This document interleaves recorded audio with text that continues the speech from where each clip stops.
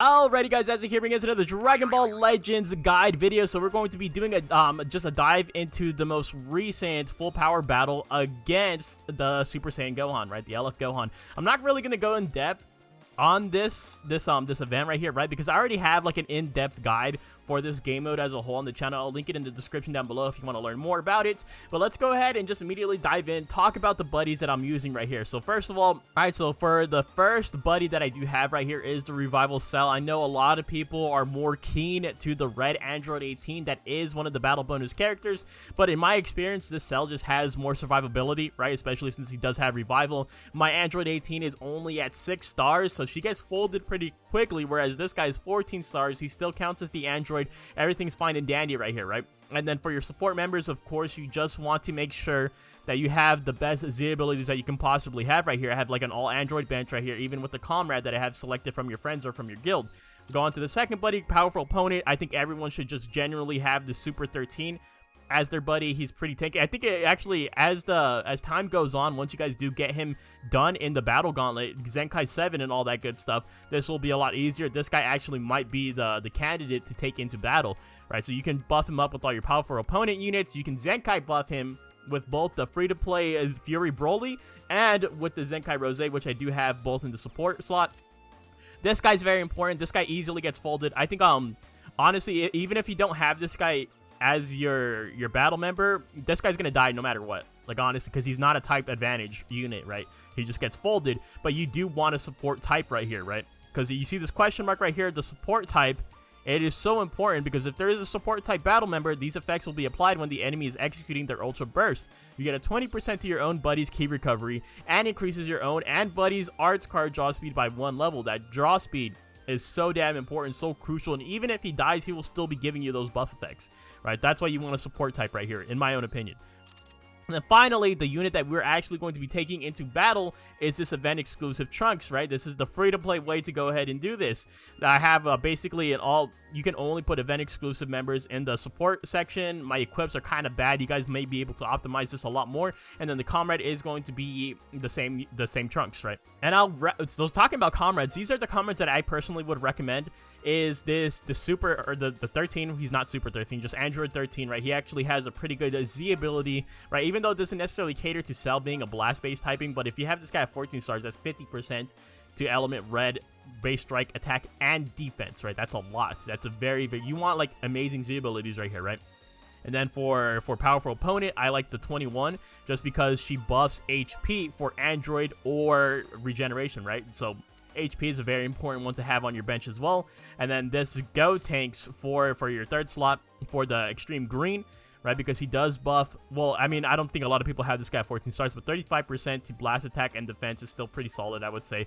I do like that. And then, of course, the Trunks at the very end. Alright, so your general strategy here is just during the attack phase, right, what it starts you off with, you save your buddies, you save all your all-out rush cards, you save your Rising Rush Z, all for the shield, right? And this Gohan will seemingly infinitely PV and blue card you, so I do recommend paying attention to when he gets attacked by your buddies. That's when, that's your window to attack. If he's getting hit by your allies' blast cards or a strike card, I would say go ahead and then attack him, right? You have to time it pretty nicely, though, I would say. There's like a little window in there where he can't PV you.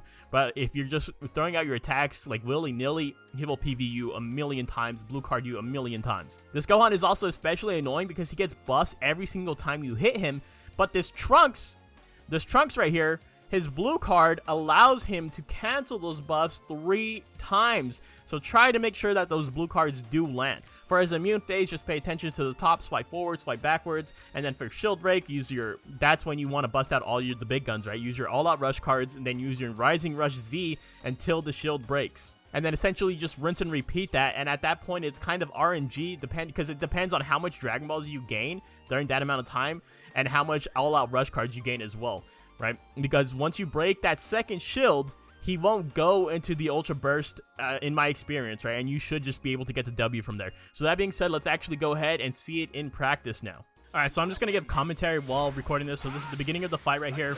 This is where I'm kind of, like, you see how my buddies weren't attacking him, and so he was able to PV me. But you do see me cover changing right here as well.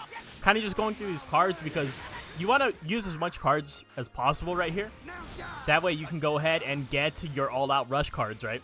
I hit the blue right here. Unfortunately, it does whiff. He vanishes it, so he retains all of his buffs, and it was rough on my part. And I know some people like to save this main ability, but I feel like if you save it for too long, like imagine if I had an all-out rush card right there, right? If I popped that main ability, it would have reloaded it, recycled it, and I wouldn't have been able to use it. So I just popped the main ability as I get it, honestly, right? I don't think it's that big of a deal.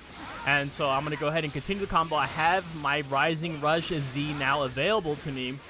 And so now we have to get him down to a specific point in HP. I believe it is at the 30 mark. Once we get him to like 29 is when he's going to start going into the immune phase, right? Where we're not going to be able to inflict damage to him. We just have to evade.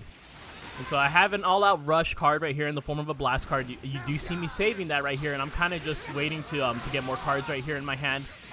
I'm still kind of just working with my allies right here. My allies are still in good health too, which is actually pretty lucky. I feel like that's somewhat of an RNG aspect as well. And so I go for this, and I don't even realize that I had pulled the all-out rush strike card. So this was a massive blunder on my part, and I honestly thought that this had killed my run, but it did not. So there is some room for error during this, right? When you guys are playing through this, like I said, a lot of it is RNG though, depending on how lucky you get right here, right? So he's very close to getting to that immune phase. I do like comboing an attack after Android 13 does that, because he kind of like throws him into an animation where he can't dodge it. We cancel his attribute upgrades right there, which is actually huge for us. That way he can't do a massive amount of damage. Like you're going to see right here, like look at how much damage that did to me. All right, definitely wasn't a lot at all. That's thanks to me canceling his attribute upgrades. So right here, I don't even pay attention to anything happening on screen. I just look above me, right, where it says evade backwards. Okay, I'm like, okay, I'll move back, I'll move forward. That's what I'm looking at the most right there. It's just that top portion of the screen. So now he's in his shield break phase, where we just have to do as much damage as we possibly can. I see my teammates using their blue cards, their main abilities, which is definitely nice to see. I use my all-out rush blast card. Normally, you want to aim for at least 30 right here. At least 30. I hit 40. I've never hit 40 before, and I was feeling myself a little bit right there. But typically, you want to at least hit 30 on those, right? And so now we're going to go ahead. I pop some of these cards, and then I go immediately into the Rising Rush, right, to deal as much damage as I possibly can. Just break the shield. We had 5 seconds left to go ahead and break it. Right, and this is pretty straightforward, right? Not really much you have to do right here to intensive stuff. It's just the blast one. I think that's where you have to really just click with it. Right, and then this is where we're going to basically repeat the cycle. It'll go back into the attack phase. We successfully have broken the shield. This is actually perfect for us. We hit the classic wouldn't be an ASDIC video without hitting low battery, right? And so now we're back into the attack phase.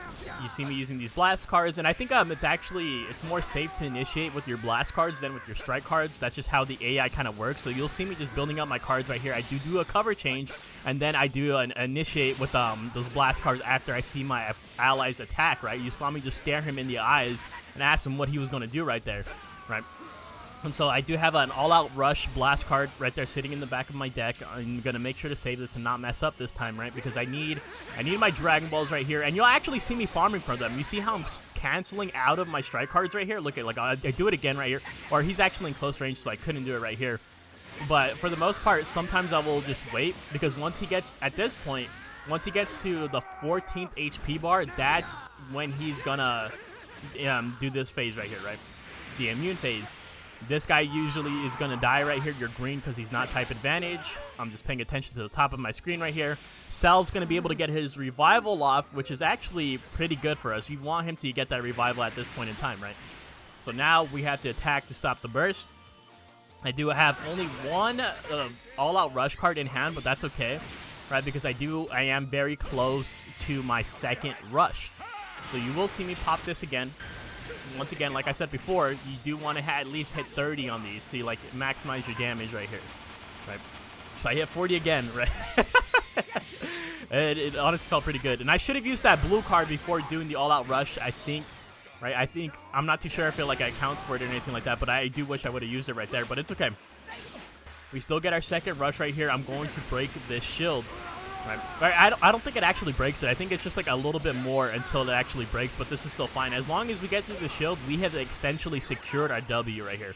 Look at the amount of damage that we're able to do on this. Even with an ally dead right here, 33 million damage right there. Still 5 seconds left on the board, so I do have enough time, and I do see the all-out rush card finally popping up in my feed, so I could have used that, right? There's still 2 seconds left to spare. I could have used that, and I thought I was going to have to use it. But thankfully, Cell came in clutch. He broke the shield and even followed up with his own blue card, which is actually huge, right? It's actually perfect for us.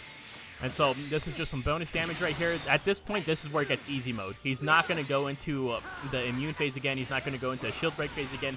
That's how you successfully secure your W right there. So that being said, if you guys enjoyed the content, let me know in the comments down below. And as always, make sure you guys leave a like, maybe even consider hitting that subscribe button. If you guys have any more questions, definitely do let me know. Thank you guys so much for watching, and I'll see you guys in the next one. Later!